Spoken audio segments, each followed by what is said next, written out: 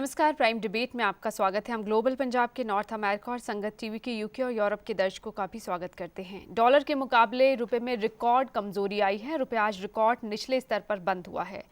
$1 की कीमत 64 रुपये के पार चली गई है। अमेरिकी डॉलर के मुकाबले रुपया 86 पैसे की भारी गिरावट के साथ 64.11 पर बंद हुआ है। रिजर्व बैंक द्वारा नकदी बढ़ाने के उपायों की कल घोषणा के बावजूद ये गिरावट हुई है।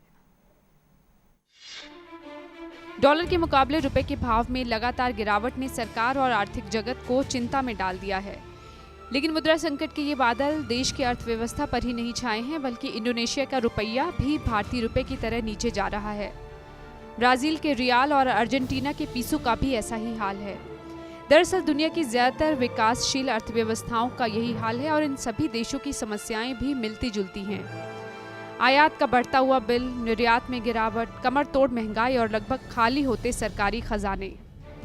इन सभी देशों की सरकारों ने मुद्राओं के भाव में गिरावट को रोकने के लिए मिलते जुलते कदम भी उठाए हैं, लेकिन किसी को इसमें अब तक कामयाबी नहीं मिली है। आपके पास में कभी भी इतने विदेशी मुद्रा नहीं थी कि आप आयात निर्यात पूरे खोल सके, पर आपने पूरा खोल दिया। उसके ऊपर से हिंदुस्तान की पूंजी को भी कुछ अंशों तक भागने की आजादी दे दी, और जो चोरी छिपे जाती है उसको आप रोक नहीं पा रहे हैं। और विश्वास देख लीजिए, हिंदुस्तानी कंपनियों का, बाहर की कंपनियों का, निवेशकों का, आम जनता का, किसी का भी भरोसा नहीं रहा है इसमें। तो ऐसी स्थिति में ये सिचुएशन बड़ी देश के लिए दुखद है। और इसमें सबसे बड़ी जो नुकसान की बात है वो एक बहुत गंभीर बात है। जब आपका रुपया गिरता है तो आप जो माल बेचते हैं उसके लिए आपको कम दाम मिलेगा, आपके एक्सपोर्ट सस्ते हो गए। आप जो बाहर से खरीदते हैं उसका दाम ज्यादा देना पड़ेगा। अर्थात दोनों तरफ से आपको जितना व्यापार होगा उतना ही ज्यादा आपको घाटा होगा इस रेट पर। और हो यह रहा है कि व्यापार को आपने इतना ज्यादा बढ़ावा दिया और 30 देशों के साथ में आप मुक्त व्यापार का समझौता करने की निगोशिएशंस कर रहे हैं, तो जो 20-22% दोनों एक्सपोर्ट इंपोर्ट मिला के 90 के आसपास हुआ करते थे, वो 55% के आसपास है और बढ़ते जा रहे हैं। तो इन सब में अनावश्यक खर्च कम कीजिए और दीर्घकालिक उपाय बताए कि इसका मूल कारण है आप असमानताएं बढ़ा रहे हैं, बेरोजगारी बढ़ा रहे हैं, आम आदमी के काम की चीजों का उत्पादन नहीं करके विलासिता के सामान का उत्पादन करा रहे हैं, अनावश्यक चीजों कर रहे हैं जिसमें ऊर्जा की ज्यादा खपत होती है। उन सबको बंद कीजिए और कहिए कि हम विदेशों से उतना ही लेन देन रखेंगे जितनी हमारी चुकाने की क्षमता है।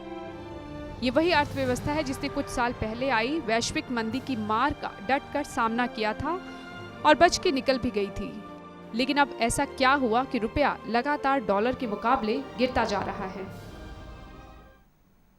आखिर क्यों रुपए में गिरावट लगातार जारी है और क्या हल है और इसका क्या असर पड़ रहा है, इसी पर चर्चा करेंगे। हमारे साथ स्टूडियो में मौजूद हैं डॉक्टर रुपिंदर कौर साहनी, अर्थशास्त्री हैं, डॉक्टर एस.एस. सांगवान हमारे साथ हैं, प्रोफेसर एसबीआई चेयर क्रिड, और साथ ही हमारे साथ सीबी गोयल भी मौजूद हैं, former president Haryana chamber of commerce. Doctor Sahni, सबसे पहले तो आपसे पूछना चाहेंगे कि आखिर क्यों लगातार रुपए में गिरावट आती जा रही है? इसके बहुत सारे कारण हैं, जिनमें से एक मुख्य कारण ये है कि जब इंडिया का ग्रोथ रेट बहुत तेज़ चल रहा था, उस समय यूनाइटेड स्टेट्स और वेस्ट यूरोपियन कंट्रीज़ का ग्रोथ रेट कम हो रहा था 2008 से लेके अब तक जी। तो अब क्या हुआ है कि इंडियन इकोनॉमी का ग्रोथ रेट कम हो गया है, काफ़ी कम हो गया है तब से लेके अब तक, और उनका यूएस इकोनॉमी का में स्टेबिलिटी आ गई है और वो थोड़ा ऊपर जाना शुरू हो गया है। तो एक तो ये कारण है कि हम लोगों की जो डेस्टिनेशन है इंडिया में इन्वेस्टमेंट करने की, वो कम अट्रैक्टिव हो गई है। यानी निवेशक कम आ रहे हैं क्योंकि विकास दर में कमी आई है। और दूसरी बात ये है कि हमारा जो है इन्वेस्टमेंट रेट, वो हम लोगों का ज़्यादा था, अट्रैक्टिव था हमारे यहाँ इन्वेस्ट करना, और वहाँ पे रेट ऑफ इंटरेस्ट बहुत कम था और वहाँ पे कोई इन्वेस्ट नहीं करना चाहता था उस समय में। मगर अब उन लोगों का रेट ऑफ इंटरेस्ट स्टेबल होता जा रहा है और हमारा जो इकोनॉमी है उतनी स्टेबल नहीं है, इसलिए यहाँ से इन्वेस्टमेंट जो है, जिसे हम हॉट मनी बोलते हैं, जो फाइनेंशियल इंस्टीट्यूशनल इन्वेस्टर्स करते थे, FIIs करते थे, वो अपना पैसा डॉलर निकाल के यहाँ से बाहर लेके जा रहे हैं। तो उसकी वजह से जो हमारा डेफिसिट है, करंट अकाउंट डेफिसिट, वो भी बढ़ता जा रहा है और इंपोर्ट और एक्सपोर्ट में भी जो डिफरेंस है वो बढ़ता जा रहा है। तो इसकी वजह से रुपया लगातार कमज़ोर होता जा रहा है और डॉलर स्ट्रेंथन होता जा मजबूत रहा हो रहा है। डॉक्टर सांगवान, जो डॉक्टर साहनी कह रही हैं, आप सहमत हैं उससे? यही वजह है या कुछ और भी वजह हैं रुपए की गिरावट में? देखिए, एक बात तो ये मोटी बात है कि जब हमारे जीडीपी ग्रोथ रेट 2005 से 9, 10, 11 तक ठीक चल रही थी, तो उस समय हमारा जो रुपया था उसकी वैल्यू स्टेबल थी। तो ग्रोथ रेट के साथ तो इसका सीधा संबंध है। जब ग्रोथ रेट हमारी हायर होगी तो ये स्टेबल होगा। इसके अलावा कुछ दूसरी जैसे एक्सटर्नल फैक्टर भी अफेक्ट करते हैं। जैसे फॉर एग्जांपल इस साल में लगभग 13% गिरावट हुई है इसी साल में, और ख़ास करके 19 जून से जब फेडरल बैंक के चेयरमैन ने ये कहा कि हम इजी मनी पर रोक लगाएंगे, तब के बाद तो गिरावट बहुत ही ज़्यादा हुई है जी। और ये गिरावट न केवल इंडिया में लगभग 12% के आसपास रुपया गिरा है, ब्राज़ील का जो है रियल भी लगभग 16% गिरा है, इंडोनेशिया का रुपये भी 7% गिरा है, मलेशिया का रिंगट भी 6%। सभी जगह हालत अर्थव्यवस्था जो है लेकिन खस्ता इसमें है। एक बात कहना चाहूँगा कि जिस देश के एक्सपोर्ट स्ट्रॉन्ग था उन्होंने अपना रिकवर कर लिया। फॉर एग्जाम्पल हमारे नेबर में चाइना, साउथ कोरिया, उनको भी एक बार ठेस लगी थी, लेकिन क्योंकि उनका एक्सपोर्ट स्ट्रॉन्ग था वो रिकवर कर लिया और इवन गिरने की बजाय यानी निर्यात पर बहुत कुछ निर्भर करता उन्होंने है। अप्रिशिएट कर लिया जी। अपनी करेंसी को। जी तो आपके निर्यात और आपकी जीडीपी ग्रोथ हाँ, दोनों इसमें इफेक्ट डालती हैं। विकास दर और निर्यात मिलकर असर डाल रही हैं, जिसकी वजह से ये रुपया जो है वो लगातार गिरता जा रहा है। गोयल साहब, आप को क्या लगता है इंडस्ट्रीज को कितना नुकसान पहुंच रहा है, आम आदमी पर इसका क्या असर पड़ रहा है? देखिए, किसी भी चीज़ का भाव जो होता है, रेट जो होता है, वो डिमांड एंड सप्लाई के ऊपर डिपेंड करता है। चाहे वो डोमेस्टिक हो, चाहे वो करेंसी हो, चाहे हमारी प्रोडक्ट हो। आज डॉलर इतना महंगा जो हो गया और सडनली महंगा हो गया, तो उसके 2-3 मुख्य कारण हैं। एक तो हमारे देश के अंदर जो इंडस्ट्री है वो आज कम्पिटिटिव नहीं रही है। उसका कारण है कि हमने तेल के दाम बहुत बढ़ा दिए, हमने पावर के दाम बहुत बढ़ा दिए, हमने खनन बंद करवा दिए, जिसकी वजह से हमारा हाउसिंग सेक्टर बिल्कुल बैठ गया है। पर ये दामों का, महंगाई पर भी तो क्या रुपए का असर पड़ा है? Let me first explain. तो जब हमारी सारी चीज़ें देश के अंदर अनवायबिलिटी में आ गई, इंडस्ट्रियल प्रोडक्ट घट गया, इंडस्ट्री के ऊपर प्राइस ना बढ़ाने का मार्केट के ऊपर दबाव आ गया, और हमारे सामने बाज़ार के अंदर डायरेक्ट एफडीआई रिटेल में खोलने से, एफडीआई खोलने से बाहर की जो प्रोडक्ट्स हैं वो हमारे बाज़ारों में भरी पड़ी हैं।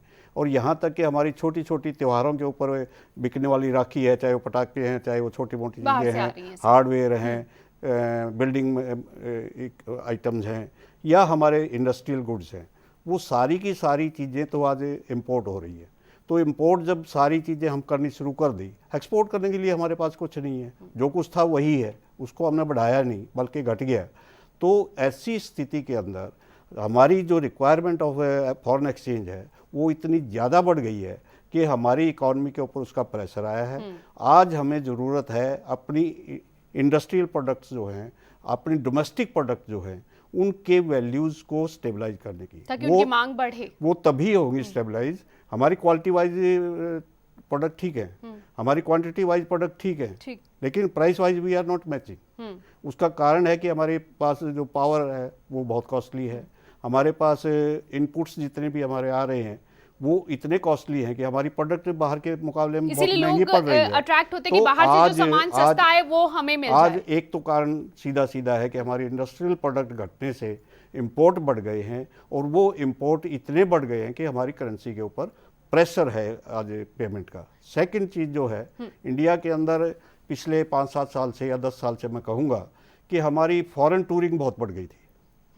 हमारे लोग जो हैं फॉरेन विजिट्स बहुत ज़्यादा घूमने जा रहे हैं, अब तो महंगा हो गया, बिजनेस के लिए जा रहे हैं, तो वो भी हमारी फॉरेन एक्सचेंज की रिक्वायरमेंट बढ़ रही थी।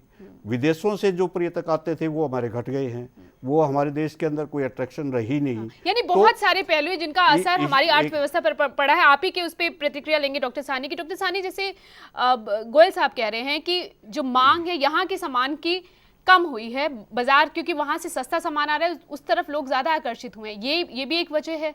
ये भी वजह है, मगर ये जो इमीडिएट कॉज नहीं है, क्योंकि जो पिछले 3 महीने में जितना असर पड़ा है रुपए की कीमत पे, वो इन कारणों की वजह से नहीं पड़ा है। मगर इनकी ये बात ठीक है कि हम एक्सपोर्ट ओरिएंटेड इकोनॉमी नहीं हैं, इस करके हमारे ऊपर ये जो असर है यूएसए की इकोनॉमी के स्ट्रेंथन होने का वो ज़्यादा पड़ रहा है, क्योंकि हमारी इंपोर्ट्स ज़्यादा हैं।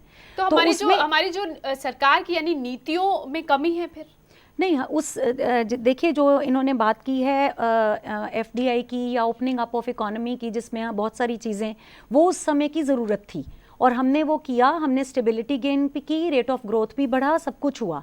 मगर ये जो हमारा इंपोर्ट बिल है, खास करके ऑयल और जिसे हम पीओएल इंपोर्ट्स कहते हैं, पेट्रोलियम ऑयल और लुब्रिकेंट्स, जो केमिकल्स में भी यूज़ होता है, फर्टिलाइज़र में भी यूज़ होता है, वो बहुत ज़्यादा बढ़ गया।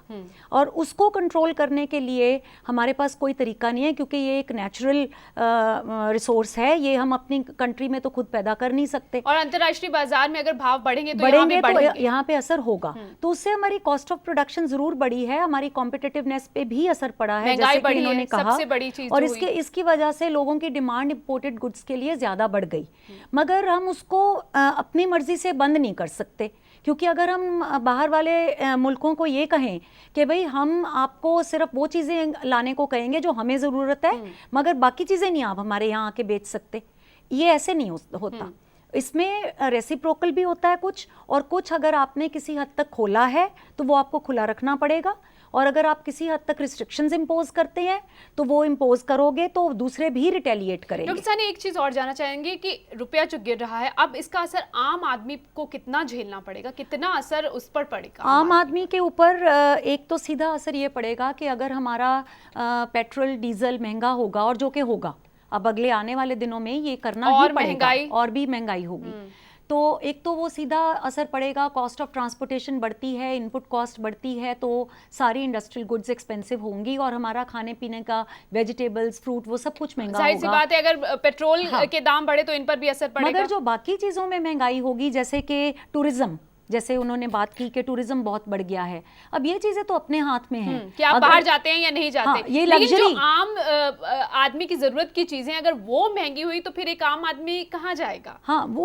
उसकी जरूर ये प्रॉब्लम है कि इन्फ्लेशन भी बढ़ेगी, और जो ऑलरेडी इन्फ्लेशन है उस पर भी प्रेशर बढ़ेगा, और इस चीज़ को कंट्रोल करना इस समय ऑलमोस्ट बिल्कुल बहुत मुश्किल है, क्योंकि ये कुछ फैक्टर्स हैं जो डोमेस्टिक नहीं हैं, जिनकी वजह से ये रुपी वीक हो रहा है, ये डोमेस्टिक फैक्टर्स नहीं है। जिसे आप कह रहे हैं कि बाहर के मुल्कों में मुल्क जो है वो मजबूत हुए, उनकी आर्थिक व्यवस्था मजबूत हुई है, खास करके तो ये तो क्या सरकारों को पता नहीं होता कि इसके बाद अब हमें क्या आगे क्या कदम लेने हैं? क्या दूरगामी सोच नहीं रखती है सरकार? इस वजह से ये सब चीजें सामने आ रही है। डॉक्टर साहनी, हमने ये तो चर्चा कर ली कि आखिर क्यों रुपया लगातार गिरता जा रहा है, क्या कारण है, ये सामने आ गए हैं, लेकिन ये जानना चाहेंगे अब आखिर रुपया ताकतवर कैसे बनेगा?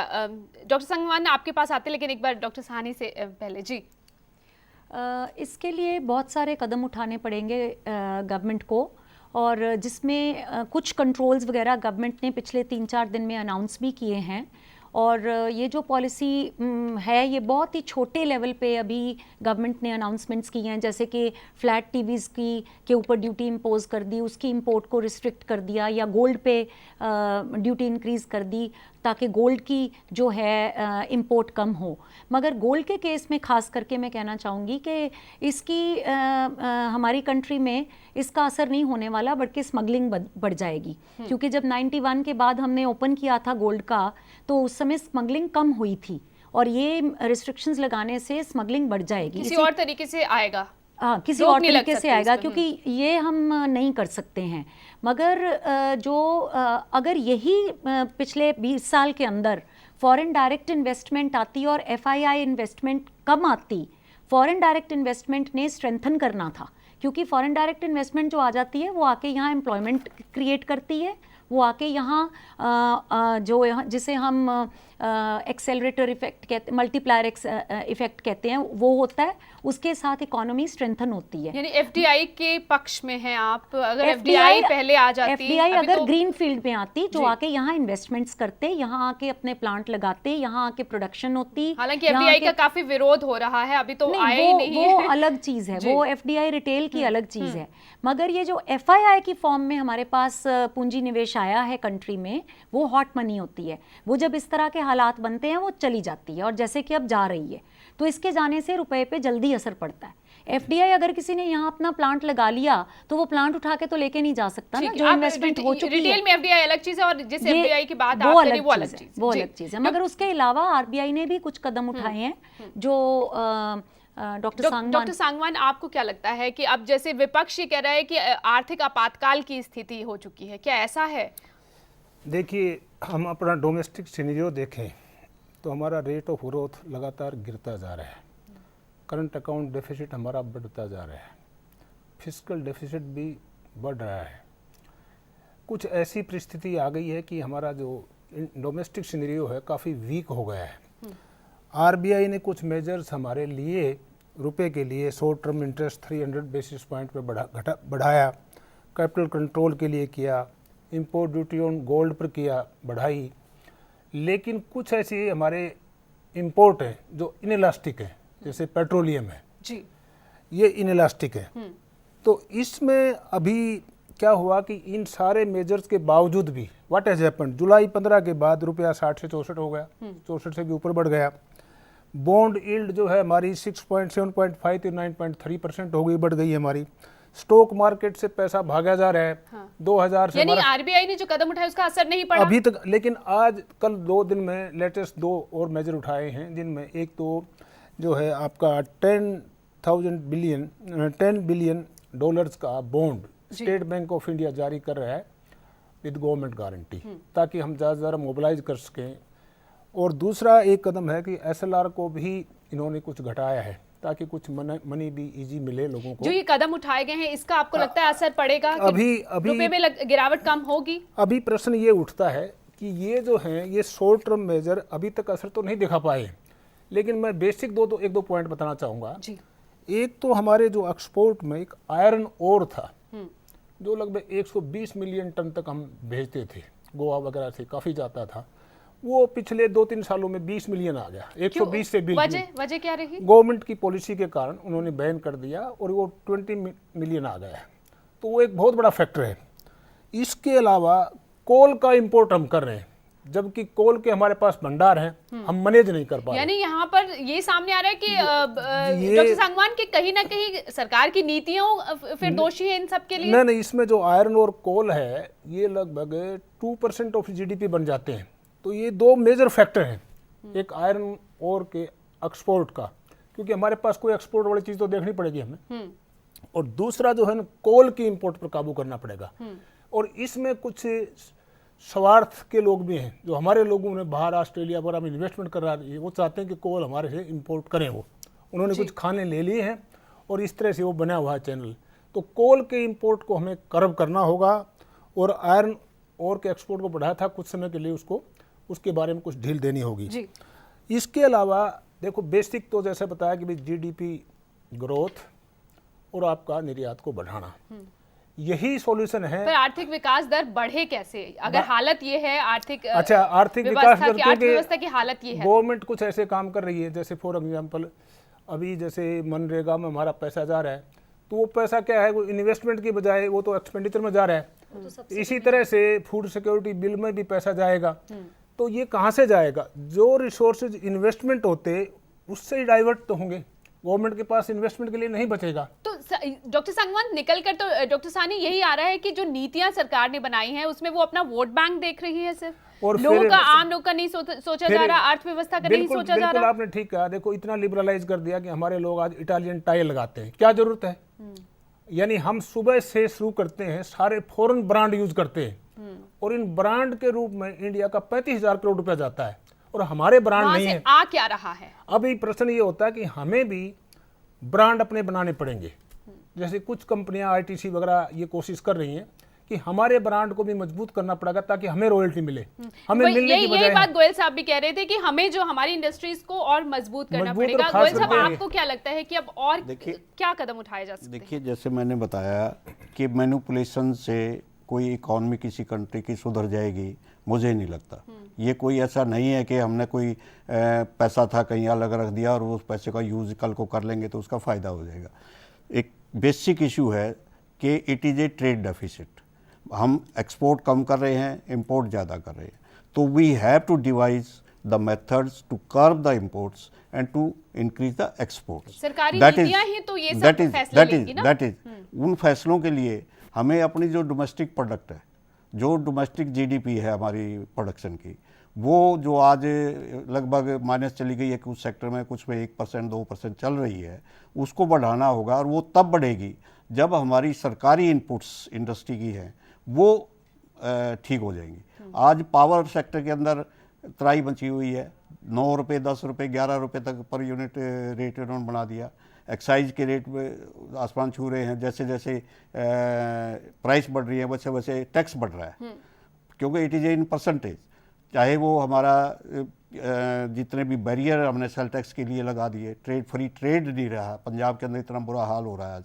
और दूसरी चीज़, इंडस्ट्री को दबाने के लिए इवन हमारा फाइनेंस सेक्टर जो है वो भी आज 15, 16, 14% के ऊपर ब्याज के ऊपर आ रहा है। तो इंडस्ट्री कैसे उभरेगी? आज 80% ऑफ द इंडस्ट्री आर सिक।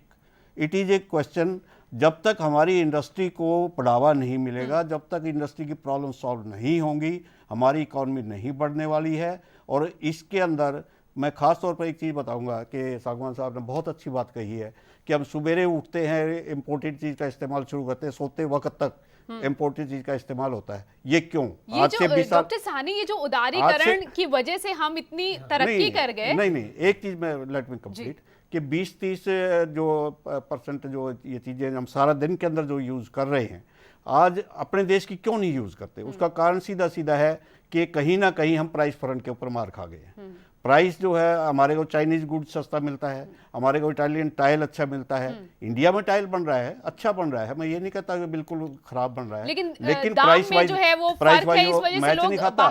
हमारी इंडस्ट्री बंद हो रही है, बाहर से लाकर हमने दुकानें खोल ली। तो पूरी इंडस्ट्री आज converting into malls, converting into shops, and that is the serious issue. सानी, ये जो सिचुएशन सामने दिखाई दे रही है, तो बड़ी निराशाजनक तस्वीर है। इससे तो लगता है कि कुछ सुधरेगा ही नहीं। नहीं, ऐसा तो नहीं है कि कुछ सुधरेगा नहीं, क्योंकि हम इससे ज़्यादा बुरी व्यवस्था में थे 1991 में। उस समय हमारे पास 3 हफ्ते से ज़्यादा आयात करने के लिए पैसे नहीं थे, मतलब फॉरेन एक्सचेंज रिजर्व्स नहीं थे। अभी तो हमारे पास 6-7 महीने के आयात के लिए फॉरेन एक्सचेंज रिजर्व्स हैं। तो अभी इसको हम ठीक कर सकते हैं। मगर जिन नीतियों की बात मेरे दोनों को पैनलिस्ट कर रहे हैं, वो नीतियां तो हमने पिछले 1 महीने या 4 महीने या 6 महीने में नहीं बनाई। वो नीतियां 91-92 से शुरू हो गई, और 91-92 के बाद 2001 से लेके 8-9 तक हम बढ़ते ही चले गए। हमारा ग्रोथ रेट बढ़ता ही चला गया। नीचे आ रहे हैं। नहीं, उसमें रीज़न है कि जो हमारी मार्केट्स बाहर थी, जो यूएसए में थी, यूरोप में थी और कंट्रीज़ में थी, वो ड्यूरिंग रिसेशन 2009 टू 2011-12 हमारी वो डिमांड चीज़ों की कम हो गई, तो हमारे एक्सपोर्ट्स और कम हो गए। हम पहले भी कोई ज़्यादा कॉम्पिटिटिव नहीं थे, जैसे कि इन्होंने कहा, मगर और कम हो गए। यानी अब सरकार को नीतियां जो है थोड़ा सा इसकी तरफ बनानी होंगी, जिसके दूरगामी असर हो सके। इसकी तरफ ध्यान रख। इतना बढ़ गया मैडम कि आज 6 करोड़ रुपए की गाड़ी भी बिकती है हिंदुस्तान में, लाइन लगा के बिकती है, बुकिंग पर बिकती है, और हमारे पास 1 लाख रुपए की गाड़ी भी बिकती है। लेकिन जो हायर कॉस्ट की चीज़ें हैं, हमारे पास 10% 15% एक ऐसा सेगमेंट डेवलप हो गया है जिसके पास पैसे की कोई कमी नहीं है।